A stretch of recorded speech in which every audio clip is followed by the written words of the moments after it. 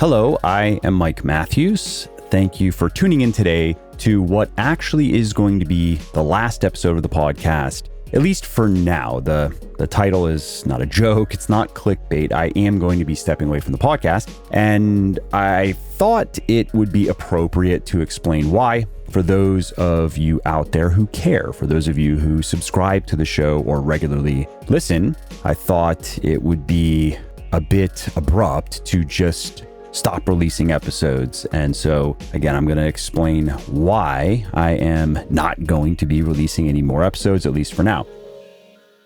So the number one reason is that I'm not really enjoying the work anymore. I've done this podcast for over 10 years.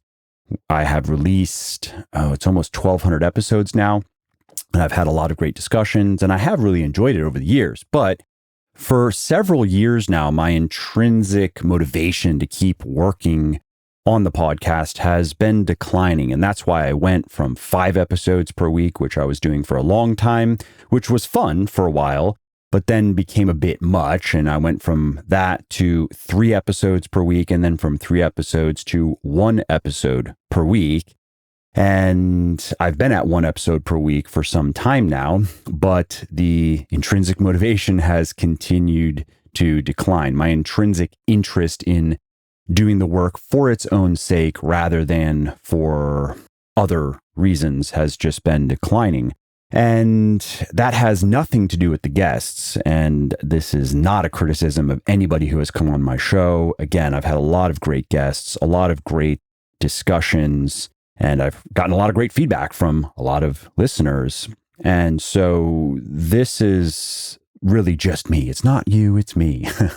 Because at this point, the podcast, it just feels like a chore. It's not painful. Chores are easy to do, but mopping the floor is mopping the floor, right? And so that has been pushing me away from the podcast. And then there are other work projects that I would rather put the time and the effort and the money into that have been pulling me away from the podcast. And that, of course, is the opportunity cost of continuing to work on the podcast, because I simply don't have enough time in particular to do all of the things that I want to do. I have to force myself to focus on the work projects that are the most important given my current work goals, and I barely have enough time to keep up with those. And so by continuing the podcast, there is a very real opportunity cost, because even though 1 episode a week doesn't take as much time as 3 episodes per week or 5 episodes per week, there still is a bit more work than you might think that goes into finding guests and finding good topics for discussion and preparing for interviews and so on and so forth. Now, you might be wondering if there is a good business argument against all of what I just shared. If the podcast produces enough revenue, for example, for Legion, my sports nutrition company, or for my little publishing company that sells my books, then shouldn't I keep doing it regardless of how I feel about it? Or shouldn't that make me a little bit more excited about doing it? And that's a good point. But the short answer is no, it doesn't drive enough revenue to Legion or to my publishing company to make much of a difference for either of those companies, and certainly no difference to me personally. And another argument that can be made, and that has been made by people I've spoken to about this, which is another perfectly valid point, is that instead of only promoting my own things, I could start promoting other people's things as well. And I was told, expect maybe $20,000 to $40,000 a month in advertising income if I took my inventory and opened up at least half of it to other companies. And I considered it, but decided against it for a few reasons. One is the amount of money that would come to me personally, which probably would be most of that advertising revenue, because it wouldn't cost all that much more money for us to sell advertising inventory. It would be appreciated. More money in my life is better than less money in my life, but it also wouldn't make any difference in my life. And I'm not saying that to brag. I'm just being honest. Legion is my primary source of income by a long way. And Legion will do about 62 to 65 million in revenue this year. And Legion is solidly profitable. And the cap table is me at 90% equity. And then an employee stock options program at 10%. I took 10% of my 100% of equity and then put it into an ESOP because I think that is the smart thing to do. I also think it's the right thing to do. And in addition to that, considering all the good things happening with Legion right now, I think it is going to be fairly straightforward, not easy. That's not the right word, but straightforward to get Legion to 100 million in revenue within the next 2 to 4 years. And so then coming back to the podcast, when you look at what it is contributing to Legion's growth, it is negligible. It would have to be producing 10 times the current results to even warrant some attention. Now, you could wonder, and I have wondered, I've thought about this, what would it take to make the podcast 10 times bigger than it currently is, or at least produce 10 times the economic value for Legion, the growth value for Legion? And it would take a lot. I'd have to get very serious and very professional about podcasting. I would have to hire some key people, build out the infrastructure a bit more, and put a lot more time into it personally.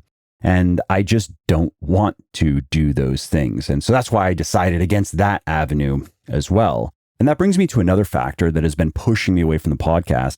And that is that I don't like doing things at a middling level. I don't like mediocrity. I don't like having a number of projects that I work on, and my assessment of the quality of my work on all of them is something in the middle. I much rather would have fewer things to work on and really try to achieve excellence. And so my honest assessment of the podcast is mediocre. Could be so much better in so many ways. Same thing with my presence on social media, maybe even worse than mediocre, but at best, mediocre could be so much better in so many ways. And so while it is not physically difficult to keep doing the podcast chore, to keep mopping that floor, it has become more and more psychologically difficult. The psychological friction has grown because I just am what I am. I'm just wired the way that I am. And that's why my social media is so mediocre. I'm not willing to give it any more time than I'm currently giving it, which is pretty minimal because I'm mostly just repurposing writing that I do, and I enjoy doing the writing. And so that's cool. But if I really wanted to grow my social media, it would take a lot more of my time. Yes, there's an opportunity. Yes, it would be very straightforward, even easy at this point.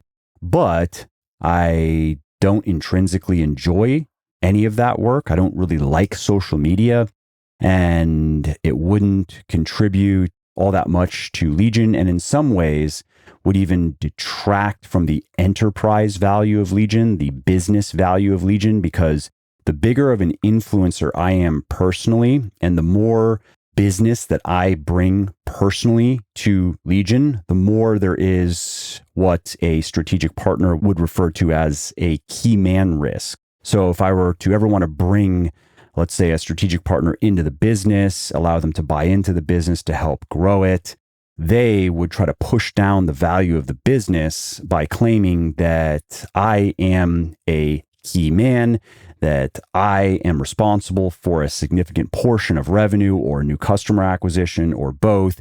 And therefore, if something were to happen to me, the business would be severely impacted. Or if I were to want to leave the business and go do something else, the business would be severely impacted. And so the amount that they would value the business at would go down. And it can go down a lot. I know, for example, someone, I guess you could even say a competitor, I'm not going to say who tried to sell his supplement company because he apparently has another business that he wants to go off and do and already started working on that other business. But the supplement company, I don't want to give too many details. Well, he is the face of the company. He is the primary influencer. I don't know anything about their internal numbers other than just their general revenue, but I don't know how much of that he is personally responsible for, but it is not a small portion. It is a significant portion of revenue, and new customers are coming from this guy's activities on social media, including YouTube, including other platforms, even a podcast, I think. And so when he went to go sell his business, of course, the buyers who were interested were asking him, so what's your role in this? Oh, he's also the CEO of the business too. So he's running the business and he is the biggest influencer, and he is personally responsible for a lot of the business's revenue and new customers. And so buyers ask him, Mr. So-and-so, so what do you want to do here? What exactly is your plan? And apparently he told them he wants to leave. He wants to go do this other business that he has already started working on. Now, imagine you're that buyer. Are you going to be concerned about the future of that business when you have your CEO and the face of the business, the biggest influencer? He wants to just walk away and do something else. Are you going to pay a premium for that business? No, absolutely not. You may not even want to buy it at all. But if you do want to make an offer, you are going to significantly discount the value of that business just because of that. Now, if this guy would have said, I'll stay on for at least 3 years, maybe 5 years. Here's what we're going to do to get me replaced in the CEO role. Here's what we're going to do to mitigate the influencer Keyman risk. We're going to build a really big influencer program, for example. We're going to get so many influencers that collectively it dwarfs my influence. And I will wind down my social media activities and show that I can bring it down to this low baseline level without hurting the business, with the business still growing. Now, if he were to say something like that, he might have gotten some interest from buyers. They probably still would have discounted the value of the business, but most likely no deal. They would have said, why don't you do that? And then we'll talk. If you can do that successfully, we are interested. So we'll see you in, if you're going to say 3 to 5 years, if that's what it takes, we'll see you in 3 to 5 years. And so in the end, no deal got done. And I don't know what the guy's plans are going forward. But I've been thinking with Keyman risk for years now and mitigating it. And so that's why I am no longer the CEO of the business. I actually don't even have an official role in the business. I guess you could just say I'm the founder. And what I do is I work on marketing projects that are interesting to me. So I'm helping with our meta advertising, which we are finally doing seriously, something we should have been doing seriously a long time ago, like retail, which we're finally doing as well with Vitamin Shop. But I'm working on a meta advertising project for us. I'm working on a conversion rate optimization project for us because those things have a high value to the business and they're interesting to me. I don't always enjoy doing the work, but I generally enjoy working on those things. And then once I feel like I'm no longer bringing value to the meta advertising and the CRO, then I'll just find something else to work on. Again, probably something in marketing because that's what is most interesting to me in business, and something that's high leverage that can make a big impact and that can keep the key man risk low, where I can make an honest, evidence-based argument that I am not a key man in the company. I do provide value. I'm not useless, but if I were not involved, this business would still do well. It would still grow. Here's why. Here are the people who are producing the majority of the growth. It is not me personally. And that's important because at some point, it will almost certainly make sense to bring in a strategic partner to help the business reach the next level. Because while I mentioned earlier that I think it's very straightforward to get to 100 plus million, let's just say 100 million in revenue in the next few years, we may need to make a couple additional key hires to make that even more straightforward. But more or less with the company that we have currently, we can do that. However, to go from 100 million to 300 million, I don't know what that looks like. I don't know what that will require on the e-commerce front, on the retail front. And so at that point, for example, let's say the business is at 100 million in revenue, and now I see the path to 300 million. Let's say it is going to require a lot of international distribution and domestic distribution, retail distribution, for example.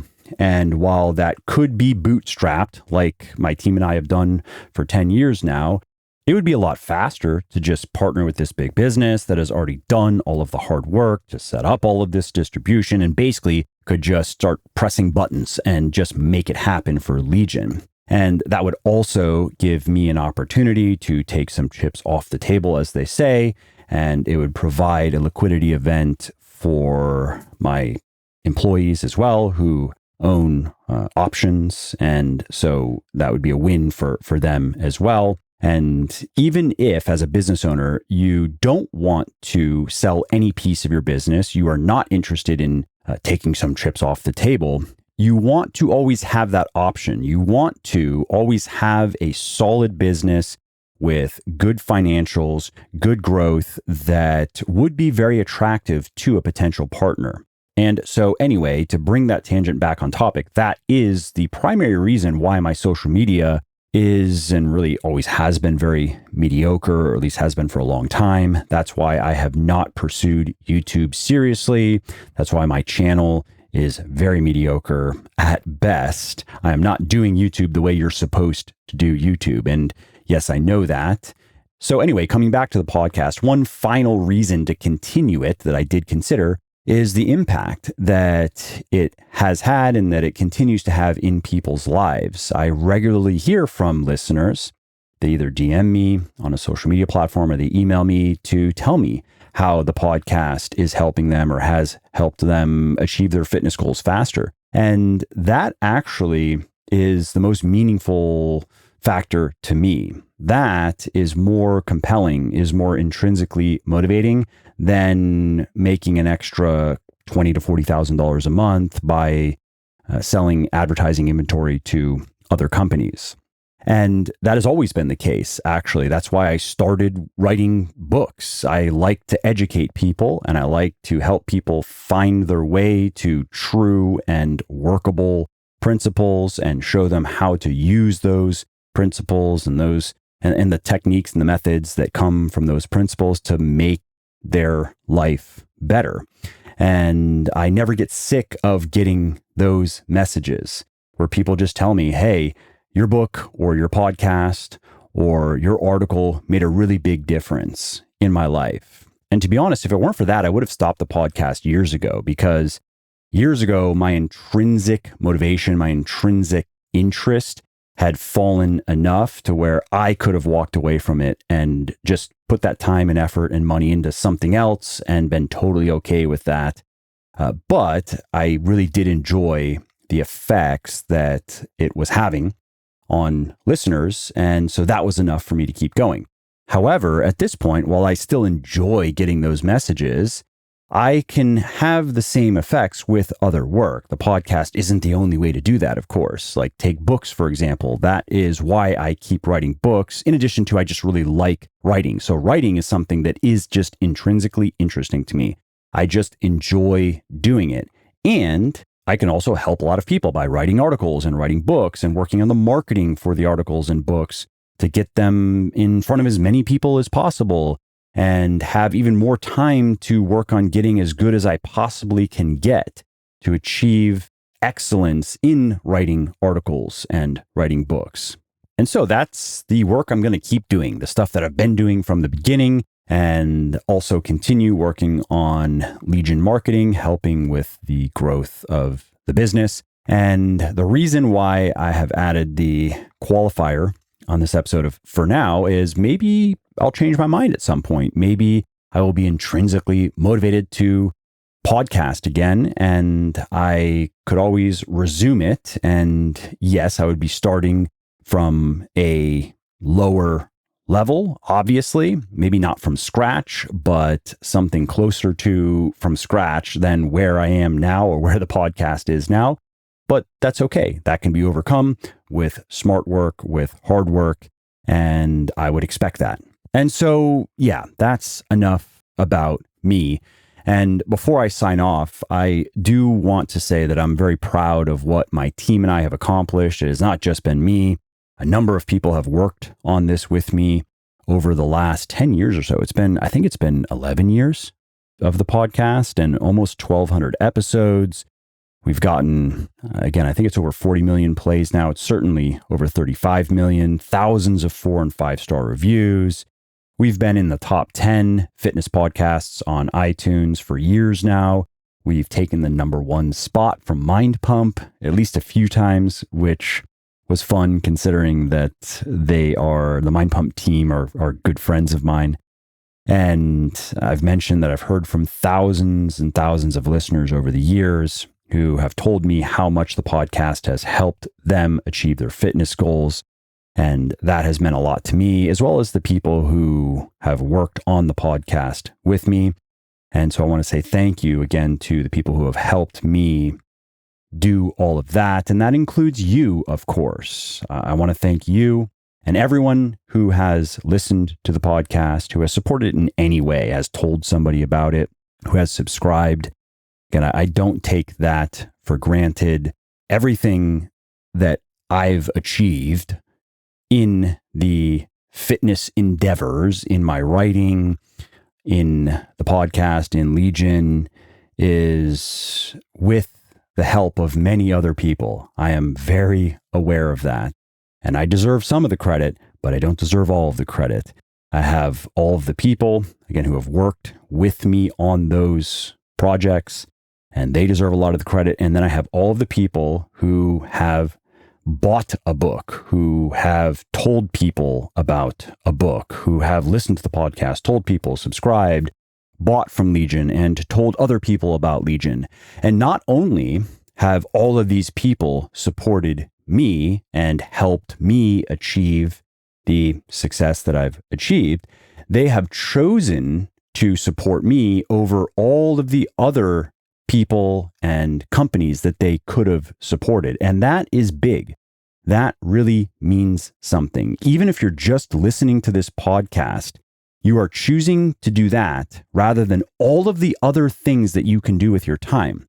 And for most of us, we would probably agree that our time is actually the most valuable commodity in our life, that in many ways, our time is more valuable than money. And often people want to have more money so they can have more time to do things that they want to do, so they can spend more of their time the way they want to spend it. And so the fact that you're sitting here spending it with me really does matter. So again, I really want to say thank you to everyone who has supported my work in any way. I don't take any of that for granted, and I hope to continue doing things that help you get healthier and get fitter and get happier. And I also want to say thank you to all of the guests that I've had on the show over the years. I don't take any of their time for granted either. There have been many great discussions that I've really enjoyed, a lot of great information, very helpful information, very accurate information, very practical information. And finally, I just want to encourage you, the listener, to keep at it, keep working on your fitness goals, keep working on your health goals, stick to the fundamentals, stay patient, keep showing up, be consistent, and you will get there. And if you want to reach out to me, if you have any questions, email is best, mike@muscleforlife.com, forlife.com.